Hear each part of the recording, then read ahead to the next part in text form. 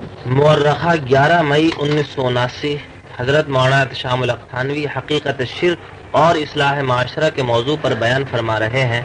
تیار کردہ پاک ریکارڈنگ سینٹر، دکان نمبر A84، پہلی منزل، کریم سینٹر، زیب النساء اسٹریٹ، صدر کراچی۔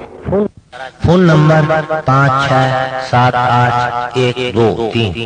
یاد رکھیے فون نمبر 56781223۔ من الشیطان الرجیم، بسم اللہ الرحمن الرحیم۔ وَإِنَّ لِلَّذِينَ ظَلَمُوا عَذَابًا دُونَ ذَلِكَ وَلَكِنَّ أَكْثَرَهُمْ لَا يَعْلَمُونَ۔ صدق اللہ مولانا العظیم۔ بزرگان محترم و برادران عزیز، اس سے پہلے کی آیتوں میں یہ بات عرض کی گئی تھی کہ حضور اکرم صلی اللہ علیہ وسلم کو خطاب کر کے اللہ تعالیٰ نے فرمایا فَذَرْهُمْ، آپ جتنے طریقے سمجھانے کے تھے انہیں سمجھا چکے۔ انہوں نے بغض و عناد میں اور ہٹ دھرمی میں کوئی کسر نہیں اٹھا رکھی۔ اب آپ ان کو ان کی حالت پر چھوڑ دیں اور یہ کہیں کہ تم اس دن کا انتظار کرو جو آنے والا ہے، اور وہ دن قیامت کا دن ہے۔ فَذَرْهُمْ حَتَّى يُلَاقُوا يَوْمَهُمُ الَّذِي فِيهِ يُصْعَقُونَ يَوْمَ لَا يُغْنِي عَنْهُمْ كَيْدُهُمْ شَيْئًا وَلَا هُمْ يُنصَرُونَ۔ تم دیکھ لو گے کہ اس دن کی ہیبت ناکی سے تمہارا کیا انجام ہوگا، اور وہاں نہ تمہارے یہ داؤں پیچ کام آئیں گے، اور نہ تمہارا وہاں پر کوئی حمایتی ہوگا جو تمہاری مدد کر سکے گا۔ اس دن کے لیے چھوڑ دیجیے۔ اس کے بعد فرمایا وَإِنَّ لِلَّذِينَ ظَلَمُوا عَذَابًا دُونَ ذَلِكَ وَلَكِنَّ أَكْثَرَهُمْ لَا يَعْلَمُونَ۔ صرف یہی نہیں بلکہ اس دن سے پہلے بھی یہ اپنی حرکتوں اور اپنے ظلموں کا ذائقہ چکھیں گے، اس کی سزا بھگتیں گے، اور اس عذاب سے یہ دو چار ہوں گے۔ وَإِنَّ لِلَّذِينَ ظَلَمُوا عَذَابًا دُونَ ذَلِكَ، اس سے پہلے یہ کس قسم کے عذاب میں مبتلا ہوتے ہیں یہ بھی آپ دیکھیں گے، جس سے یہ بات معلوم ہوئی کہ یہاں پر دو سزاؤں کا ذکر کیا جا رہا ہے، ایک سزا آخرت کی، ایک سزا دنیا کی۔ جس سزا کا ذکر کیا گیا ہے وہ آخرت کی سزا ہے، لیکن اس سے پہلے روح سیاہی اپنی یہ دنیا کے اندر بھی دیکھیں گے کہ جس کو اللہ تعالیٰ فرماتے ہیں کہ ظالم عذاب سے نہیں بچ سکیں گے۔ اب رہی یہ بات کہ ظالم کن لوگوں کو کہا؟ ظالم ان لوگوں کو کہا کہ جنہوں نے حضور اکرم صلی اللہ علیہ وسلم کو جادوگر کہا، جنہوں نے نعوذ باللہ آپ کو کاہن کہا، جنہوں نے نعوذ باللہ آپ کو شاعر کہا، جنہوں نے حضور اکرم صلی اللہ علیہ وسلم کو مجنون کہا، جنہوں نے حضور اکرم صلی اللہ علیہ وسلم کے لیے قتل کی تدبیریں کی، جنہوں نے آپ کو انتہائی ایذائیں پہنچائی، یہ وہ لوگ ہیں جن کو قرآن کریم کی اس آیت میں کہا گیا ہے کہ یہ ظالم ہیں، انہوں نے ظلم کا ارتکاب کیا ہے۔ اور ظلم ایک ایسی چیز ہے کہ جس کا عذاب، جس کی پاداش انسان اپنی زندگی میں بھی دیکھتا ہے، اور انسان کو یوم جزا اور آخرت میں بھی اس کی سزا بھگتنی پڑے گی۔ اس ظلم ایک ایسا جرم ہے۔ اس وقت اسی آیت کے بارے میں عرض کرنا ہے۔ سب سے پہلی چیز وہ چیزیں جو اللہ کو سب سے زیادہ ناپسند ہیں، ان میں سے ایک جرم ظلم بھی ہے۔ اور ظلم عام طور پر یہ سمجھا جاتا ہے کہ میں نے آپ کی کوئی چیز چھین لی، میں نے ظلم کیا، آپ نے میرا مکان چھین لیا، آپ نے ظلم کیا۔ نہیں، ظلم ایک ایسی چیز ہے کہ آپ اس کے تمام انواع و اقسام کو آپ سمجھیں۔ فرمایا کہ وَمَنْ أَظْلَمُ مِمَّنْ مَنَعَ مَسَاجِدَ اللَّهِ أَنْ يُذْكَرَ فِيهَا اسْمُهُ وَسَعَى فِي خَرَابِهَا۔ ترجمہ یہ ہے، اور ان لوگوں سے زیادہ ظالم کون ہو سکتا ہے کہ جو مسجدوں کو اللہ کی یاد سے روکیں اور ان کو ویران بنائیں۔ وَمَنْ أَظْلَمُ مِمَّنْ مَنَعَ مَسَاجِدَ اللَّهِ أَنْ يُذْكَرَ فِيهَا اسْمُهُ وَسَعَى فِي خَرَابِهَا۔ اس کی تخریب کریں، قابل عبادت نہ چھوڑیں، اس میں ذکر الہی کے لیے مانع ہو جائیں۔ ان سے بڑا ظالم کوئی نہیں۔ دوسری جگہ قرآن کریم میں یہ بھی فرمایا کہ ان الشرک لظلم عظیم۔ جو لوگ اللہ کی ذات میں، اللہ کی صفات میں، اللہ کی قدرت اور اللہ کے اختیار میں کسی کو شریک ٹھہراتے ہیں، یہ سب سے بڑا ظلم ہے۔ معلوم ہوا کہ ظلم کے معنی صرف وہی نہیں ہے جو ہمارے اور آپ کے ذہنوں میں ہے کہ کسی نے کسی کی کوئی چیز چھین لی، یہ ظلم ہو گیا۔ علماء اہل لغت نے لکھا ہے کہ پہلے آپ ظلم کے لغوی معنی سمجھیں۔ ظلم کے معنی انہوں نے عربی الفاظ میں یہ لکھے ہیں، وضع الشیء فی غیر محلہ، کسی چیز کو ایسی جگہ میں رکھ دینا جو اس کے رکھنے کی جگہ نہیں ہے۔ کسی چیز کو ایسی جگہ پر رکھ دینا جو اس کی جگہ نہیں ہے، غیر جگہ میں کسی چیز کو رکھ دینا، فرمایا کہ یہ ظلم کہلاتا ہے۔ وضع الشیء فی غیر محلہ، یہ ظلم کی تعریف کی گئی ہے۔ مثال کے طور پر ایک شخص اس لاؤڈ اسپیکر کے سامنے جس آلے میں بولا جاتا ہے اسے نیچے کر دے، اور جس پر یہ رکھا ہوا ہے اسے اوپر کر دے، تو یہ کہا جائے گا کہ اس نے ظلم کیا ہے، کیونکہ جو چیز اوپر رکھنے کی تھی اس نے وہ نیچے رکھ دی، اور جو نیچے رکھنے کی تھی اسے اوپر کر دی۔ میں نے اس سے پہلے ایک واقعہ سمجھانے کے لیے کہا تھا، کسی کا مذاق اڑانے کے لیے نہیں۔ ایک زمانہ وہ تھا کہ مسلمانوں نے انگریزوں کی تہذیب، اس طریقے پر اختیار کی تھی کہ جیسے کوئی چور چوری کرتا ہے، آہستہ آہستہ۔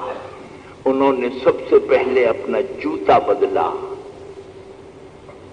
پھر شرعی پاجامے کی کاٹ بدلی، پھر کرتے کی جگہ قمیص بدلی،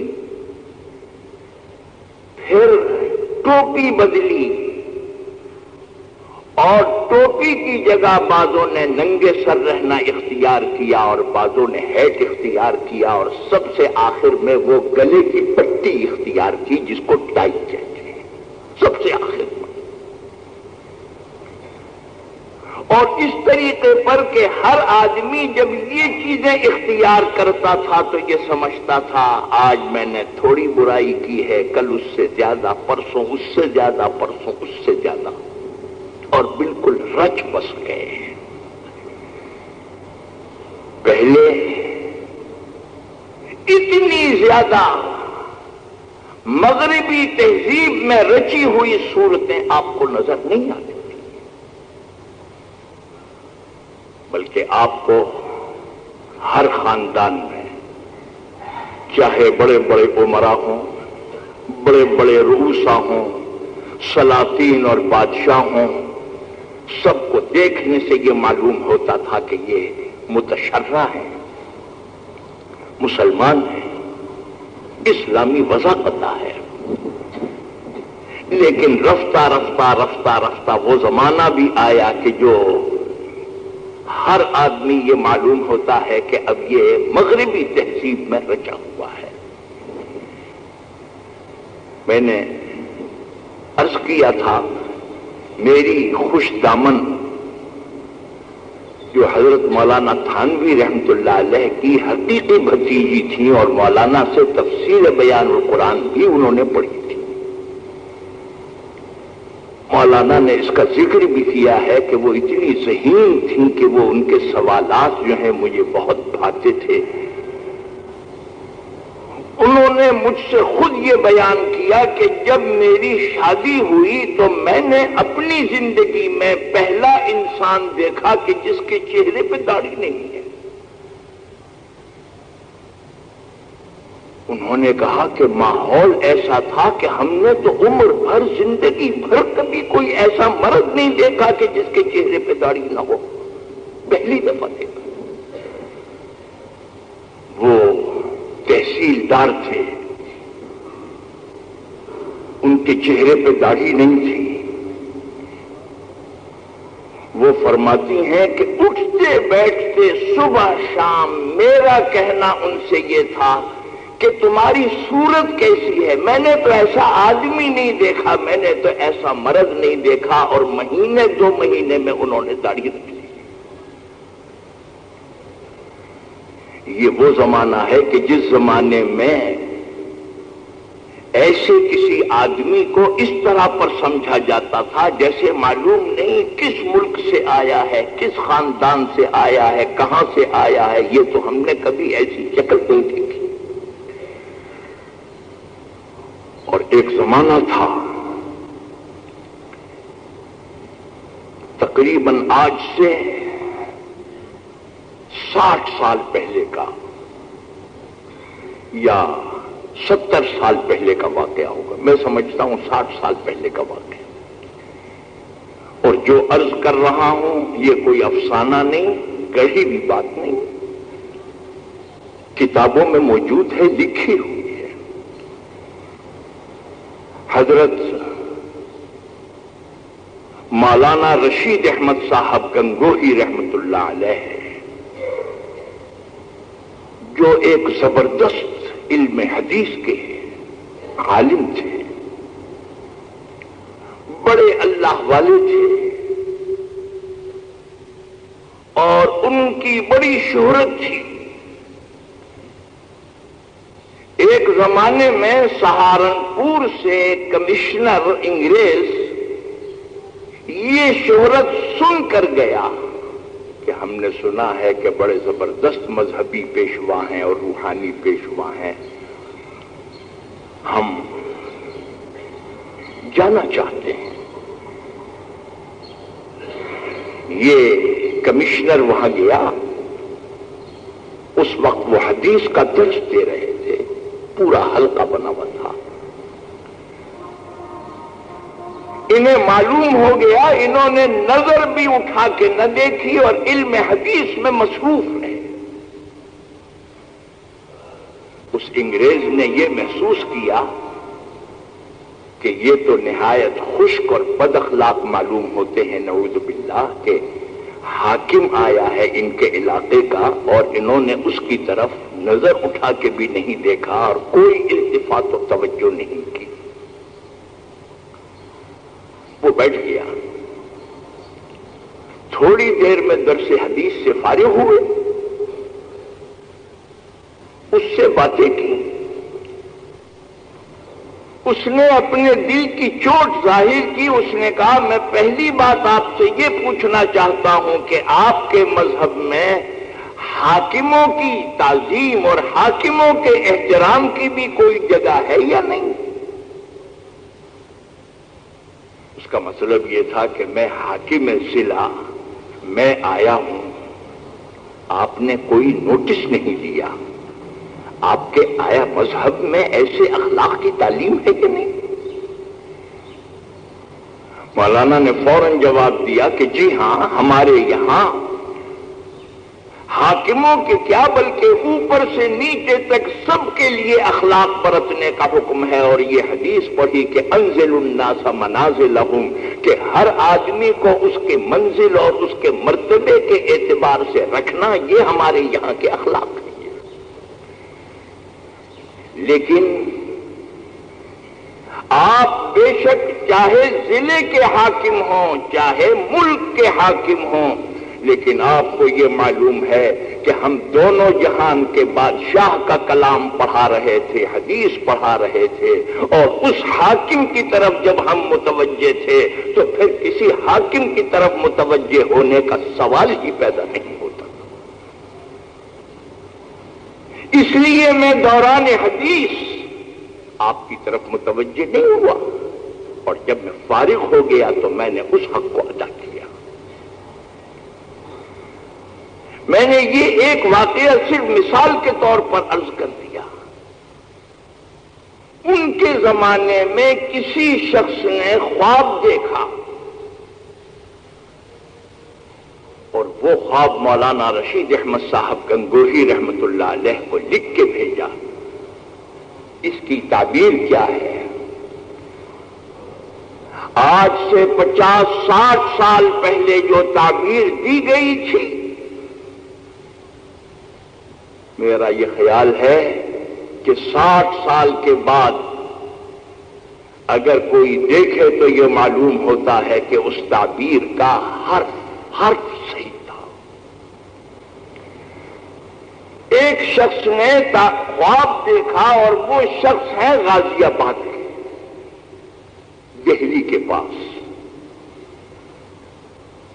انہوں نے یہ لکھا کہ میں نے خواب میں یہ دیکھا کہ میں غازی آباد کے اسٹیشن پر ہوں، اور اس اسٹیشن پر بڑا ہجوم ہے آدمیوں کا۔ میں نے لوگوں سے پوچھا کہ بھئی کیا بات ہے، کس وجہ سے ہجوم ہے؟ گاڑی دہلی کی طرف سے آ رہی ہے اور علی گڑھ کی طرف کو جا رہی ہے۔ غازی آباد کے اسٹیشن پر لاکھوں آدمیوں کا میں نے مجمع دیکھا۔ میں نے پوچھا کہ کیا بات ہے؟ تو بعضوں نے کہا کہ اس گاڑی سے سرکار دو عالم صلی اللہ علیہ وسلم تشریف لا رہے ہیں۔ اس نے کہا کہ میرے دل میں بھی بڑا شوق، بڑا اشتیاق اور بڑی طلب پیدا ہوئی کہ حضور اکرم صلی اللہ علیہ وسلم اس گاڑی سے آ رہے ہیں۔ چنانچہ تھوڑی دیر میں آہستہ آہستہ وہ گاڑی آئی، اور بڑا ہجوم ہے لوگوں کا، لاکھوں آدمی جمع ہیں، اور وہ گاڑی جب آ کے ٹھہر گئی، کھڑی ہو گئی، لوگوں نے ادھر ادھر ڈھونڈنا شروع کیا، تو ایک ڈبے میں سے کسی نے اشارہ کیا کہ اس میں ہے۔ تھوڑی دیر میں دیکھا کہ ایک صاحب جو مغربی لباس میں ملبوس ہے، کوٹ ہے، پتلون ہے، ٹائی ہے، ہیٹ ہے، اور اس لباس میں ملبوس وہ ڈبے سے اتر رہے ہیں۔ لوگوں نے کہا کہ یہ حضور اکرم صلی اللہ علیہ وسلم ہے، یہ تشریف لائے ہیں۔ وہ خواب دیکھنے والے یہ کہتے ہیں کہ جب سے میں نے یہ خواب دیکھا ہے میرا جسم کانپ رہا ہے، میں پریشان ہوں، میرے سمجھ میں نہیں آتا، اور اس لیے زیادہ پریشانی ہے کہ حدیث میں آتا ہے کہ اگر خواب میں حضور کو دیکھا جائے یا بتایا جائے کہ یہ حضور ہیں تو وہ حضور ہی ہوتے ہیں، یہ بات غلط نہیں۔ اب میری سمجھ میں یہ بات نہیں آئی کہ میں نے اس طریقے پر خواب دیکھا ہے، یہ پتہ نہیں ہے کہ میری بدعمالیوں کا نتیجہ ہے، یہ میرے ایمان کی کمزوری ہے، یہ کیا ہے۔ اس نے نہایت پریشانی کے اندر اپنا خواب حضرت مولانا رشید احمد صاحب گنگوہی رحمۃ اللہ علیہ کو لکھا۔ مولانا نے اس کے جواب میں لکھا کہ آپ نے خواب میں جو دیکھا ہے حضور اکرم صلی اللہ علیہ وسلم کو، وہ حضور اکرم صلی اللہ علیہ وسلم ہی ہے، لیکن جس حالت میں آپ نے دیکھا ہے وہ حالت خود سرکار دو عالم صلی اللہ علیہ وسلم کی حالت نہیں ہے، بلکہ وہ آپ کی امت اور ملت کی حالت دکھائی گئی ہے کہ یہ حالت آگے چل کر امت کی ہونے والی ہے۔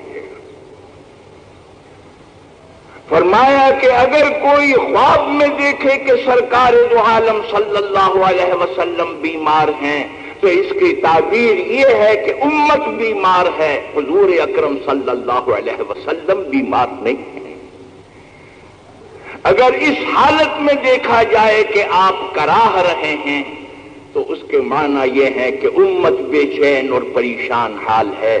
خود سرکار دو عالم کبھی کبھی فرمایا خواب کے اندر ملت کا نقشہ دکھایا جاتا ہے، کبھی دیکھنے والے کا نقشہ دکھایا جاتا ہے، وہ کیفیت خود سرکار دو عالم صلی اللہ علیہ وسلم کی نہیں ہے، وہ امت اور ملت کی ہے۔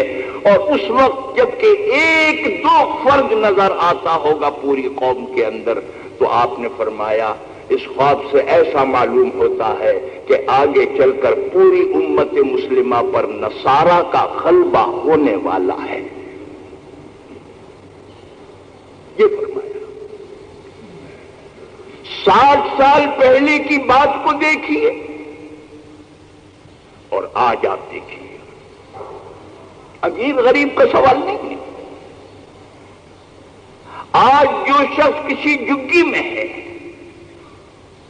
آج جو شخص کسی جھونپڑی میں ہے، آج جو شخص کسی مکان میں ہے، آج جو شخص کسی کوٹھی میں ہے، ہوش سنبھالتے ہی سب سے پہلے بچے کو وہ لباس پہنایا جاتا ہے جو مغرب کا لباس ہے، یہاں سے شروع ہوتا ہے۔ ہوش سنبھالنے کے بعد اس کو تو یہ معلوم ہی نہیں کہ اس کے علاوہ بھی ہمارا اپنا کوئی آباء اور اجداد کا کوئی لباس ہے بھی ہے۔ آپ نے دیکھا کہ رفتہ رفتہ رفتہ رفتہ یہ حالت ہو گئی، اور اس وقت جیسا کہ میں نے عرض کیا شاذ و نادر ہی کوئی آدمی ایسا نظر آتا تھا، بڑے بڑے اعلیٰ سے اعلیٰ حکام، وزرائے اعلیٰ، بڑے بڑے عہدیدار، وہ اگر اپنے اپنے گھروں کا نقشہ دیکھیں تو ان کو ان کے والد، ان کے تایا، ان کے چچا، ان کے ماموں، ان کے عزیز رشتہ دار، سب کی شکلوں کو دیکھیں کہ وہ دیکھنے سے معلوم ہوتا ہے کہ یہ مسلمان ہیں۔ دور کیوں جاتے ہیں؟ ان دو شخصیتوں کو دیکھ لیجئے کہ جنہوں نے انگریزی نظام تعلیم کے لیے کوششیں کی اور جدوجہد کی۔ میری مراد ہے دو سر سید سے، ایک سر سید بڑے، ایک سر سید چھوٹے۔ بڑے سر سید تو وہ تھے کہ جنہوں نے علی گڑھ کالج اور علی گڑھ یونیورسٹی قائم کی۔ ان کی شکل، ان کی صورت آپ دیکھیے، ترکی ٹوپی ہے، بہت بڑی داڑھی ہے، اچکن پہنے ہوئے ہیں۔ اور چھوٹے سر سید سے میری مراد ہے خان بہادر بشیر الدین، جنہوں نے اٹاوے کے اندر اسکول قائم کیا تھا۔ ان کے اس اسکول کو بچپن میں نے بھی دیکھا ہے، ایسا معلوم ہوتا تھا جیسے کسی دینی مدرسے کی یہ درسگاہ ہے، اور دینی مدرسے میں جس طرح طلباء کے ساتھ نماز کی حاضری ہے، سر گھٹانا ہے، لباس وغیرہ اچھا ہے۔ یہ مولا خان بہادر بشیر الدین صاحب تھے جن کا پرچہ البشیر نکلا کرتا تھا اٹاوے کی۔ ان دونوں کو دیکھ لیجئے، بڑے متشرع ہیں،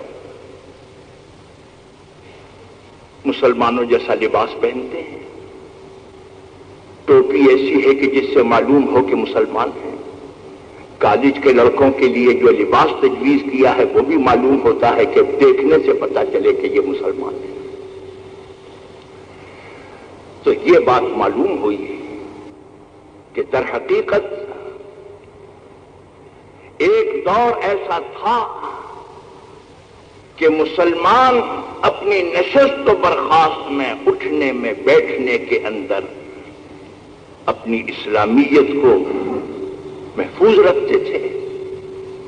اور عورتوں کی بات یہاں تک ہے، عورتیں تو میرا خیال ہے کہ بہت زمانے تک انہوں نے اپنی قدامت کو اور اپنی اسلام پسندی کو انہوں نے باقی رکھا ہے۔ کافی زمانے کے بعد انہوں نے بھی آپ کی دیکھا دیکھی اپنی قدامت، کچھ تو مردوں ہی نے زبردستی ان کو جدت کی طرف لے کے آئے، اور کچھ دیکھا دیکھی۔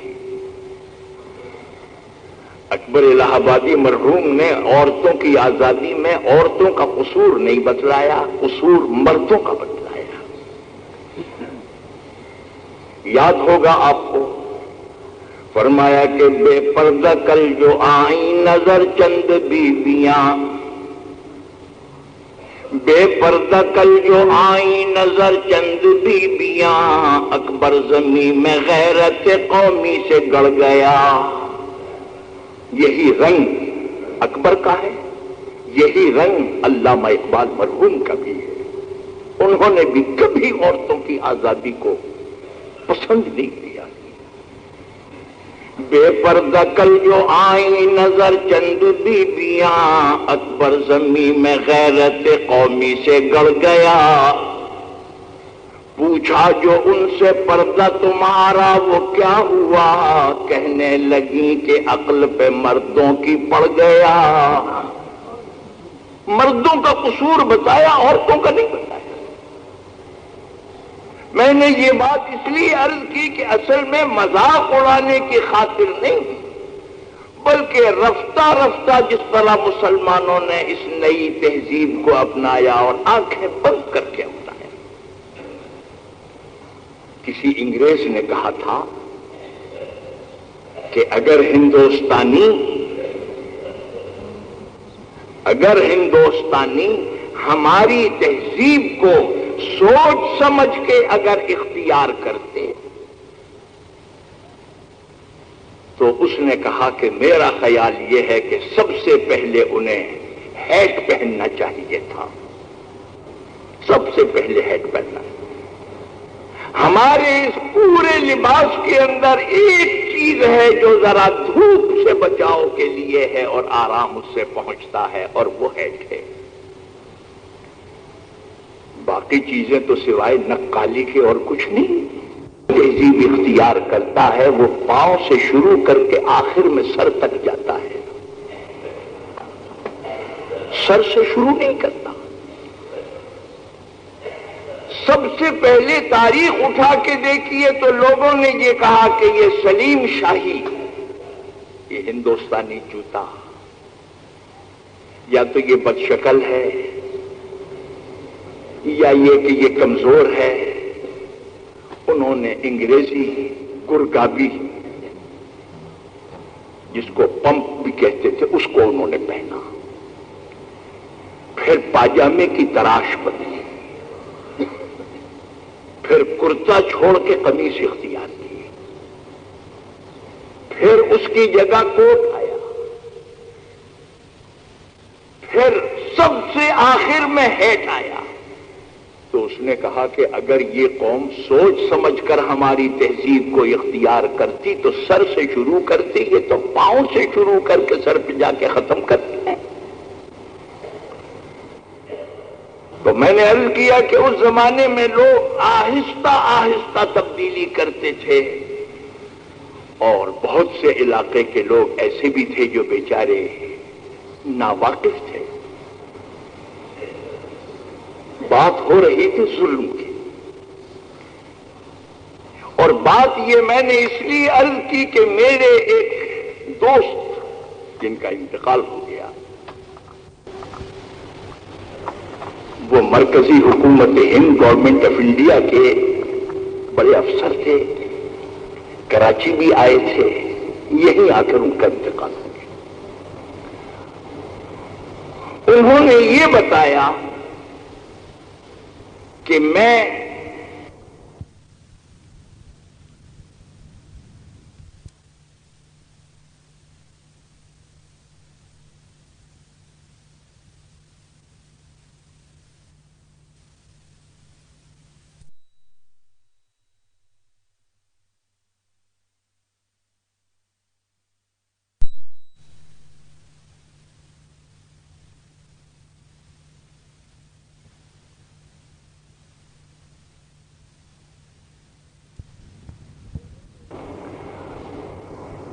انہوں نے یہ بتایا کہ میں ایک مقابلے کے انٹرویو میں بیٹھنا چاہتا تھا تاکہ مرکزی حکومت میں مجھے ملازمت ملے، اور یہ وہ زمانہ تھا کہ جب حکومت ہند کا دفتر شملے میں تھا، گرمیوں میں شملے میں جاتا تھا، سردیوں میں دہلی میں رہتا تھا۔ مجھے بلاوا آیا ایک چٹھی کے ذریعے سے کہ آپ فلاں تاریخ کو انٹرویو میں شامل ہو جائیں۔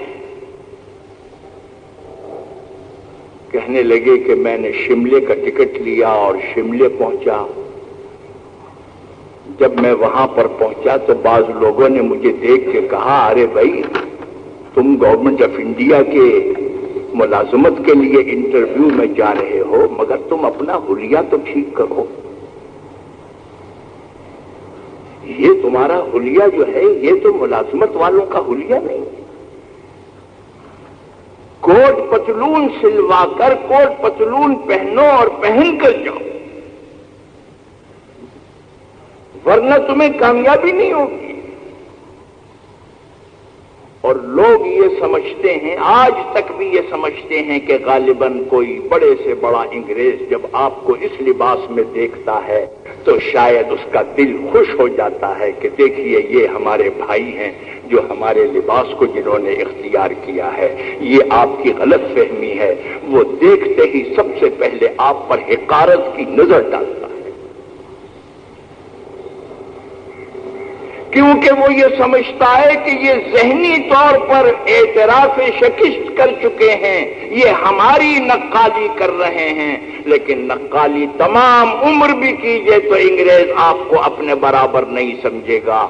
ترکی ساری عمر گزر گئی انگریز کی نقالی کرتے ہوئے، کیا ترکوں کو انگریزوں نے انگریز سمجھ لیا؟ نہیں، کبھی نہیں سمجھا اور کبھی نہیں سمجھیں گے۔ بلکہ ان انگریزوں کے سامنے جب ایسی مثال آتی ہے جو اپنے رنگ پہ قائم ہو، ان کے دل میں احترام ہوتا ہے۔ حضرت مولانا تھانوی رحمۃ اللہ علیہ کے بڑے جلیل القدر خلیفہ خواجہ عزیز الحسن مجذوب رحمۃ اللہ علیہ، جن کے اشعار آپ رمضان میں 27ویں شب کو بھی سنتے ہیں، وہ سب سے پہلے علی گڑھ سے فارغ ہوئے، بی اے کیا، اور مولانا تھانوی سے ان کی ملاقات ہو گئی، ان سے بیعت کر لی۔ اس زمانے میں لکھنؤ کے اندر ان کو ڈپٹی کلکٹر کی جگہ مل گئی، لیکن انہوں نے یہ محسوس کیا کہ اس جگہ پر کوئی دیندار آدمی کام نہیں کر سکتا۔ مولانا سے مشورہ کیا، مولانا نے فرمایا کہ بھئی تم دوسری ملازمت تلاش کر لو، چھوڑو نہیں، جب مل جائے تو چھوڑ دینا۔ خواجہ صاحب نے کوشش کرا کے ڈپٹی انسپکٹر آف اسکولز کی جگہ قبول کر لی اور ڈپٹی کلکٹری کو چھوڑ دیا، اور وہ ان چیزوں سے بڑی نفرت کرتے تھے۔ پتہ نہیں کس سلے میں جب ان کو خان بہادری کا بھی ایک دفعہ خطاب آ گیا تو انہوں نے اشعار لکھے تھے، اور اشعار کر کے نہیں کسی اور صاحب کو جب خطاب ملا تھا تو ان کو لکھا تھا کہ تم خان بہادر ہو ہم ایمان بہادر ہو، تم خان بہادر ہو ہم ایمان بہادر، ہمیں یہ پسند نہیں ہے۔ تو غرضے کہ وہ انسپکٹر آف اسکولز کی جگہ ان کو مل گئی۔ فرمانے لگے کہ لکھنؤ میں گورنر آیا اور اس میں تمام حکام کو جمع کیا گیا تھا، اور بہت سے بڑے بڑے افسران ڈائس پہ بیٹھے ہوئے تھے گورنر کے ساتھ، گورنر انگریز۔ خواجہ صاحب کا لباس یہ تھا کہ لمبا کرتا پہنتے تھے، انگرکھا پہنتے تھے بجائے اچکن کے، اور دوپلی ٹوپی لگاتے تھے جیسے صوفیوں کی ٹوپی ہوتی ہے، اور بڑا حسین چہرہ تھا۔ کہنے لگے کہ مجھے پہنچنے میں دیر ہو گئی، اور جگہ ان کے لیے تھی ڈائس پر۔ تھوڑی دیر کے بعد جب میں پہنچا گورنر آ چکا ہے۔ جب خواجہ صاحب داخل ہوئے ہیں اور وہاں پر پہنچے تو پتہ نہیں کس طاقت نے اس گورنر کے دل میں یہ خیال ڈالا۔ خواجہ صاحب کو دیکھا اور دیکھتے ہی ایک دم کرسی سے کھڑا ہو گیا۔ وہ کرسی سے کھڑا ہونا تھا، جتنے ڈائس پہ تھے وہ بھی کھڑے ہو گئے، اور جتنے ہال میں تھے وہ سب کھڑے ہو گئے، اور خواجہ صاحب آئے، آ کر مصافحہ کیا، اور مصافحہ کر کے وہ ان کی جگہ تھی وہاں بیٹھ گئے۔ گورنر نے چپکے سے کسی سے پوچھا یہ کون ہے؟ انہوں نے کہا کہ یہ ہمارے انسپکٹر آف اسکولز ہیں۔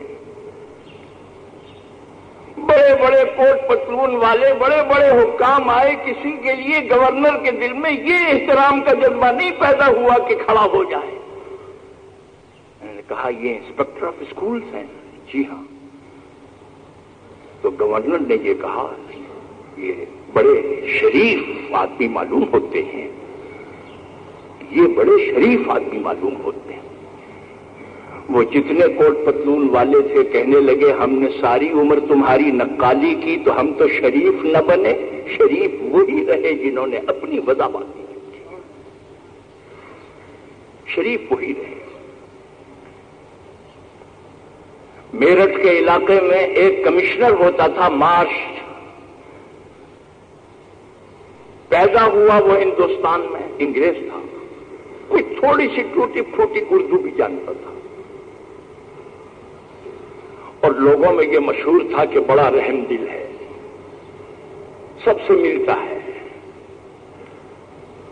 کچھ عورتیں برقع پہنے ہوئے اس کے بنگلے پہ گئیں اور جا کر یہ کہا کہ ہم کمشنر سے ملنا چاہتے ہیں۔ کمشنر باہر آیا، آ کے اس نے ٹوٹی پھوٹی اردو میں بات کی بیگمات سے، آپ کیسے آئیں؟ انہوں نے کہا کہ ہم کچھ بیوہ ہیں،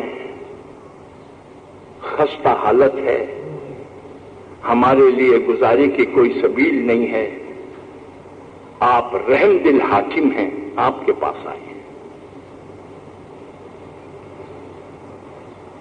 وہ یہ سن کر اندر گیا اور اندر جا کر ہاتھ میں نوٹ لے کے آیا۔ نوٹ نظر آ رہے ہیں، دینے کے لیے لایا، لیکن اس نے کہا کہ دیکھیے بیگمات، آپ ایک بات سنیے، ہمارے یہاں تو یہ منہ ڈھکنا اور یہ برقع پہننا ہمارے یہاں تو ہے نہیں، تو آپ میں سے جو منہ کھول دیں گی اپنا، میں ان کو دے دوں گا۔ تو ان میں سے بعض عورتیں ایسی نکلی، 2-3 جنہوں نے اپنا منہ کھول دیا۔ وہ مارش کمشنر نے وہ ساری کی ساری رقم ان عورتوں کو دے دی کہ جنہوں نے چہرہ نہیں کھولا تھا۔ انہوں نے کہا یہ عورتیں باحیا ہیں، ان کا کہیں گزارا نہیں ہے، اور تم نے تو چہرہ کھول دیا، تم تو ہر جگہ جا کے سوال کر سکتی ہو، ان کو دے دیا۔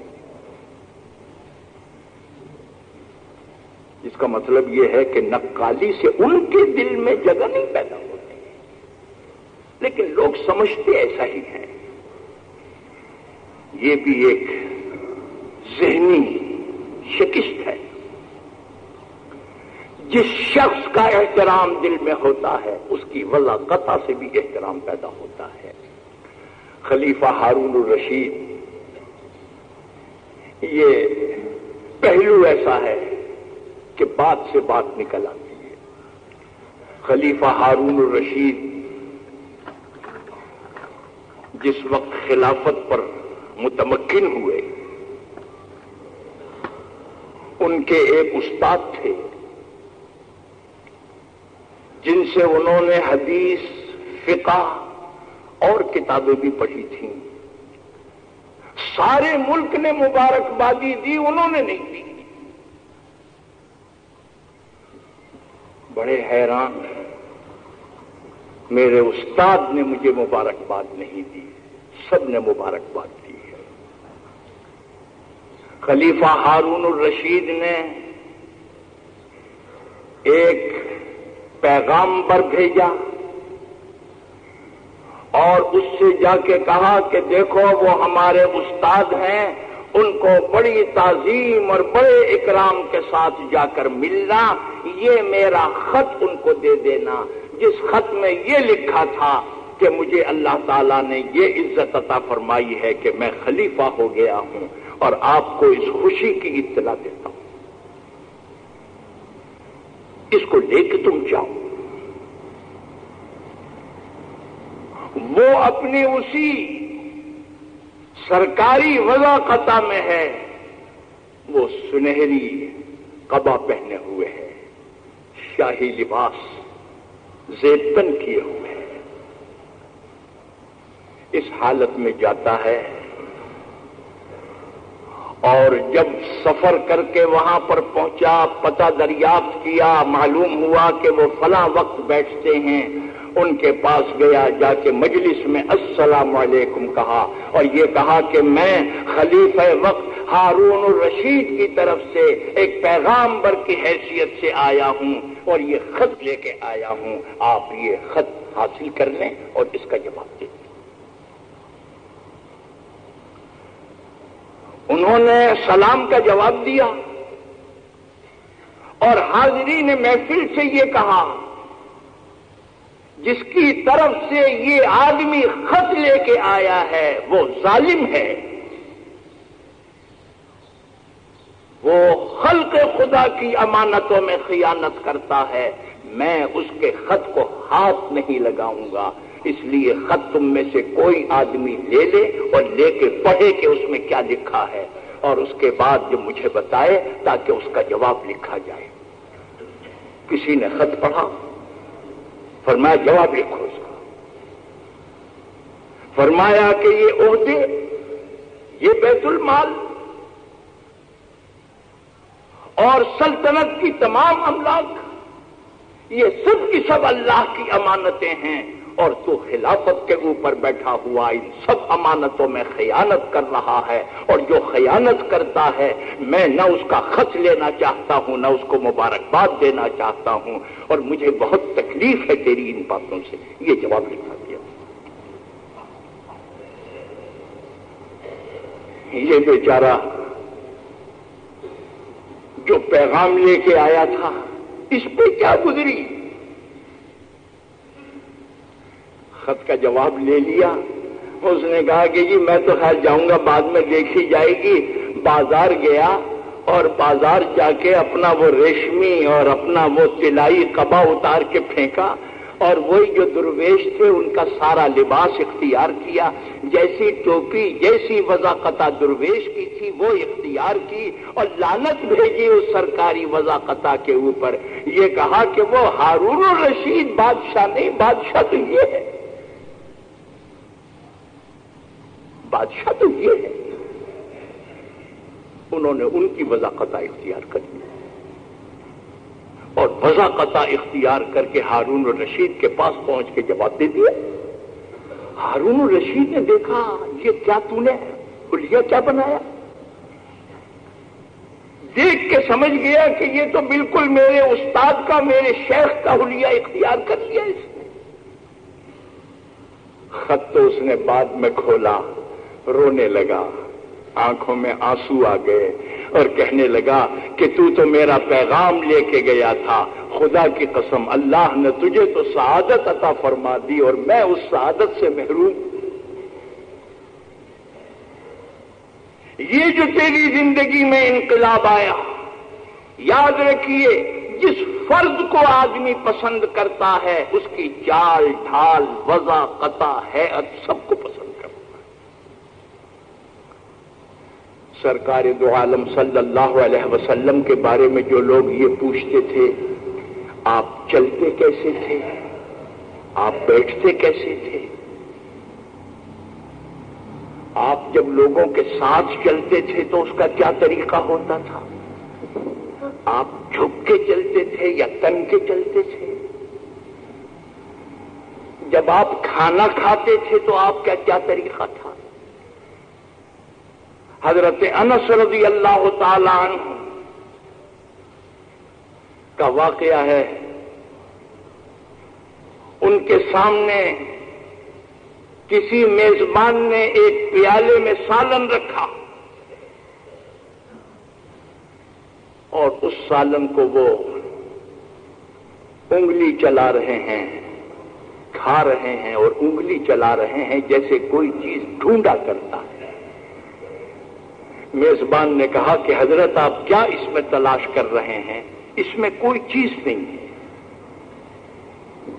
فرمایا کہ یہ مجھے بھی معلوم ہے کہ اس میں کوئی چیز نہیں ہے، لیکن بات یہ ہے میں نقل اتار رہا ہوں سرکار دو عالم صلی اللہ علیہ وسلم کی، انہیں لوکی کا قتلہ پسند تھا اور اس کو اسی طریقے سے وہ ڈھونڈا کرتے تھے، میں تو اس ادا کی نقل اتار ہوں۔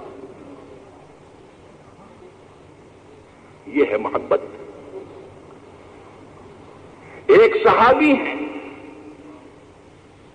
شاہان عجم کے ساتھ عراق میں ایک دعوت میں شریک ہوئے،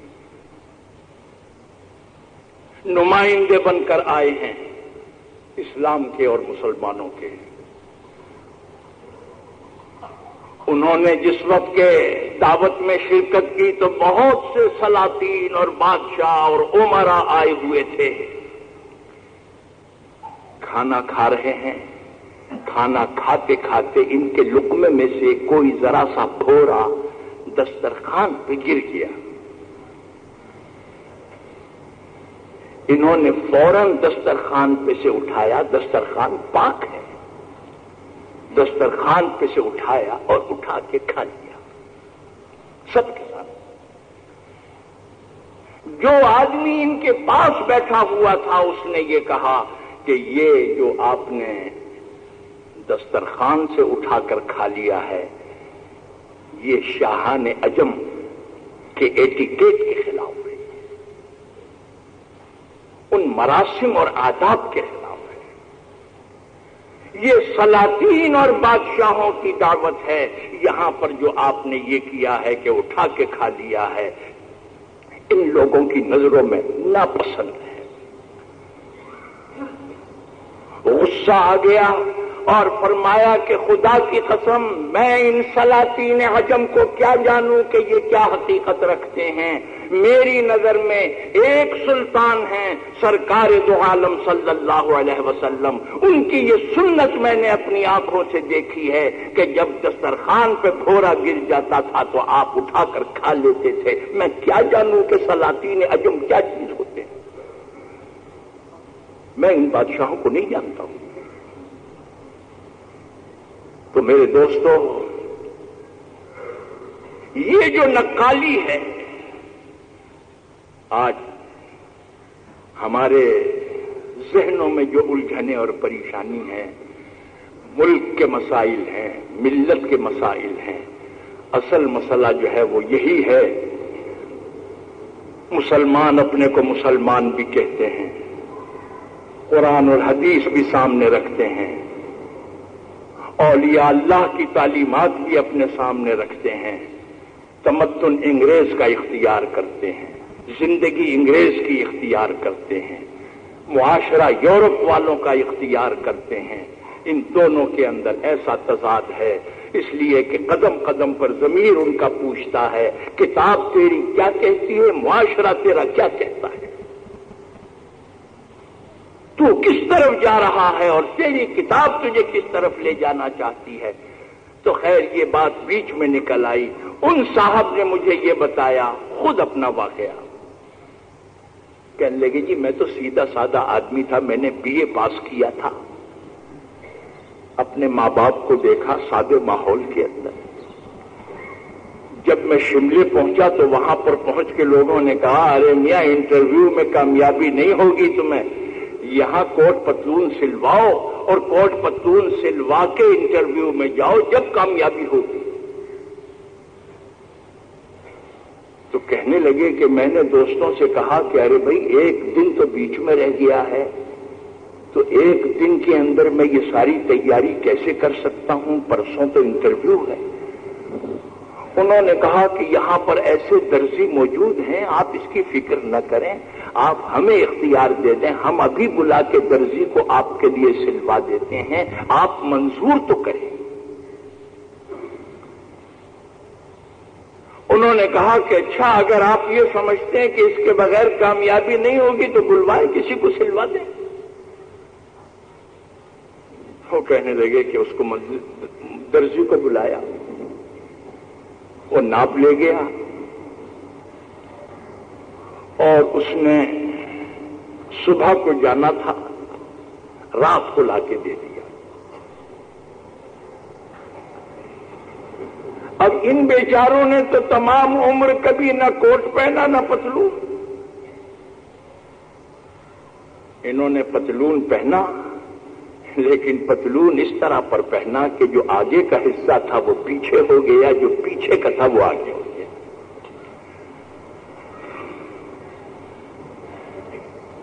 میں بتا رہا تھا کہ ظلم کسے کہتے ہیں. ظلم کے معنی یہ ہے کہ جس چیز کو جس جگہ رکھنا ہے اس جگہ کے خلاف رکھ دیا.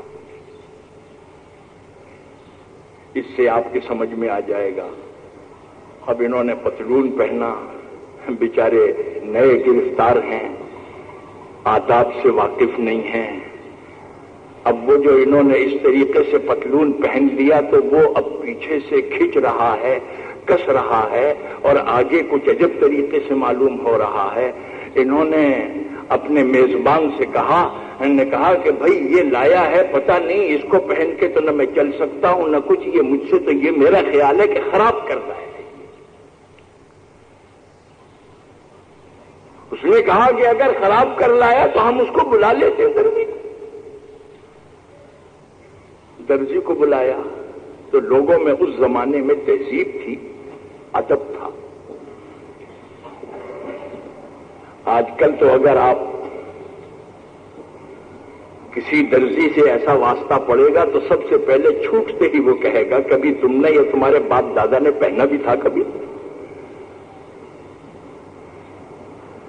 ایک صاحب تمباکو لینے کے لیے گئے، انہوں نے کہا بھئی اس کی کیا قیمت ہے؟ انہوں نے قیمت بتائی، انہوں نے کچھ پیسے کم کیے، انہوں نے کہا کبھی تم نے پیا بھی ہے یہ؟ آج کا زمانہ یہ۔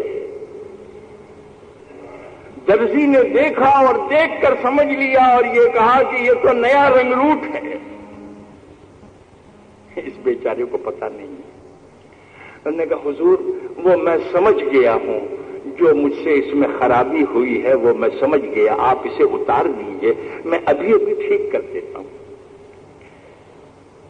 انہوں نے اسے اتار دیا، اتارنے کے بعد اس نے اسے جھٹکا اور جھٹکنے کے بعد یہ کہا کہ اب آپ پہنیے، اور اپنے سیدھے طریقے سے جب پہنایا تو کہنے لگے ہاں اب ٹھیک ہے۔ یہ واقعہ انہوں نے مجھے خود اپنا بتایا۔ اب آپ سمجھ لیجئے اس بات کو، اگر آپ پتلون اس طریقے پر پہنے کہ آگے کا پیچھے، پیچھے کا آگے، ظلم ہے۔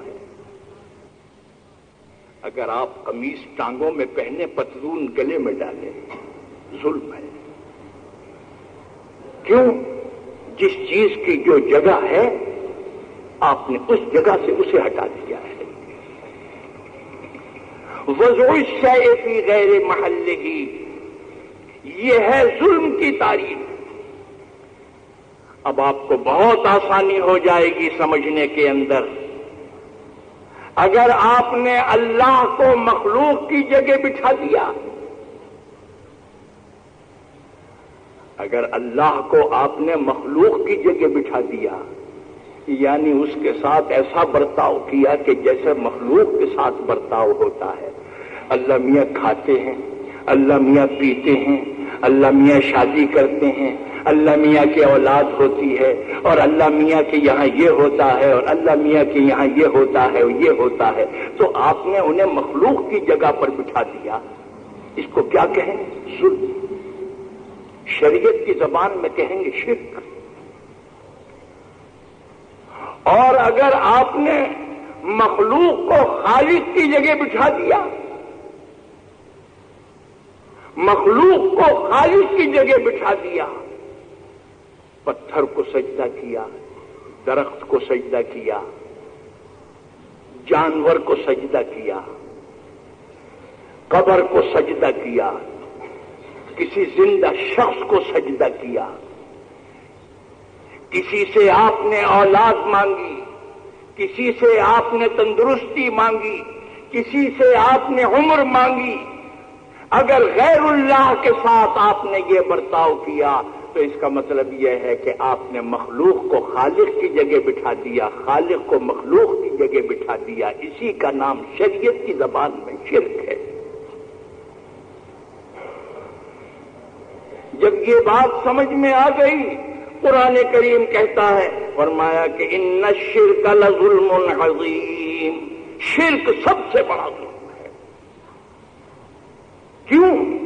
اس لیے کہ تم نے تو غضب کر دیا ہے، خالق کو مخلوق بنا دیا، مخلوق کو خالق بنا دیا، خالق کی جگہ مخلوق کو بٹھا دیا، اور مخلوق کی جگہ تم نے خالق کو بٹھا دیا ہے۔ اس کو شریعت کی زبان میں شرک کہتے ہیں، اور یہ سب سے بڑا ظلم ہے۔ اس لیے کہ یہ تم نے صرف یہ نہیں کیا ہے کہ تم نے آگے کا پتلون پیچھے اور پیچھے کا آگے کر دیا، نہیں، تم نے تو بالکل کایا پلٹ دی ہے۔ خالق کی جگہ مخلوق اور مخلوق کی جگہ خالق کو تم نے کر دیا ہے۔ اس سے بڑا ظلم کوئی نہیں ہو سکتا ہے، سب سے بڑا ظلم ہے۔ اسی لیے ہر چیز معاف ہو سکتی ہے، شرک معاف نہیں۔ فرمایا کہ ان اللہ لا یغفر ان یشرک بہ ویغفر ما دون ذلک لمن یشاء۔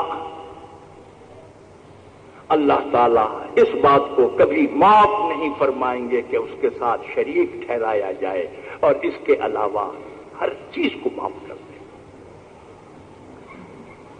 ہر چیز کو معاف کر دیں گے۔ اگر الفاظ آپ نے نادانستہ طور پر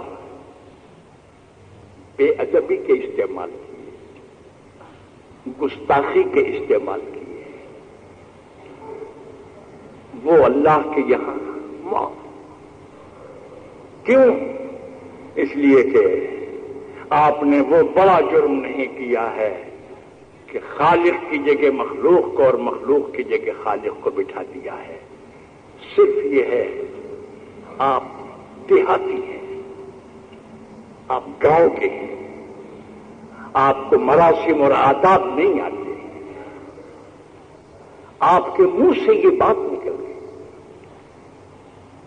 حضرت موسیٰ علیہ الصلاۃ والسلام کے زمانے میں وہ جو چرواہا یہ کہہ رہا تھا کہ اے اللہ اگر تو مجھے کسی جگہ مل جائے میں تیری ٹانگیں دباؤں، میں تیرے بالوں میں کنگھی کروں اور میں دونوں وقت گھی چپڑی ہوئی روٹیاں پہنچاؤں، محبت سے کہہ رہا ہے. مگر حضرت موسیٰ علیہ الصلاۃ والسلام کو معلوم ہے کہ یہ اللہ کی شان کے خلاف ہے. فرمایا کہ کفرست و فشار. ارے ظالم، یہ کفریہ کلمات بکرا. اینچے جاجستی کے کفرست و فشار، کنبے اندر دہان خود درار. اپنے منہ میں روئی کے لے، منہ بند کر. بےہودہ کلمات ہے. لیکن اللہ کو یہی بات پسند تھی کہ میرا بندہ مجھے یاد تو کر رہا ہے. وہ چپ ہو گیا. حضرت موسیٰ علیہ الصلاۃ والسلام پر وحی آئی اور فرمایا کہ ایک بندہ کیسے پیار سے مجھے یاد کر رہا تھا، تم نے اس کی یاد کو بند کر دیا. فرمایا حضرت موسیٰ کو خطاب کر کے فرمایا کہ تو برائے وصل کردن آمدی، تو برائے وصل کردن آمدی، نے برائے فصل کردن آمدی. تو جدا کرنے کے لیے تو نہیں آیا تھا، بندہ مجھے یاد کر رہا تھا، تو نے چپ کر دیا اسے. تو میرے دوستو، بات میں یہ عرض کر رہا تھا کہ شرک اسے کہتے ہیں کہ آپ نے خالق کو مخلوق بنا دیا، مخلوق کو خالق بنا دیا.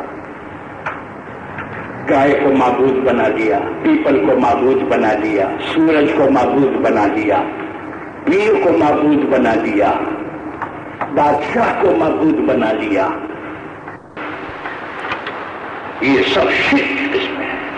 فرمایا کہ یہ سب سے بات ہو ختم ہو گیا. پھر عرض کریں گے، دعا کیجئے کہ اللہ تعالی ہمیں اور آپ کو عمل کی توفیق عطا فرمائے. اللہم ارنا الحق حقا وارزقنا اتباعہ وارنا الباطل باطلا وارزقنا اجتنابہ. حافظ نذیر احمد صاحب جو ہمارے قابل احترام رفیق ساتھی ہیں، ان کا آپریشن ہوا ہے. دعا کیجیے خاص طور پر کہ اللہ تعالیٰ ان کو شفا اور تندرستی اور صحت تامہ اللہ تعالیٰ ان کو عطا فرمائے. اللہ تعالیٰ ہماری اس دعا کو قبول فرمائے. سبحان ربک رب العزت عما یصفون وسلام علی المرسلین والحمد للہ رب العالمین. تو کریم ہے، تو رحیم ہے، تیری ذات سب سے عظیم ہے. تو کریم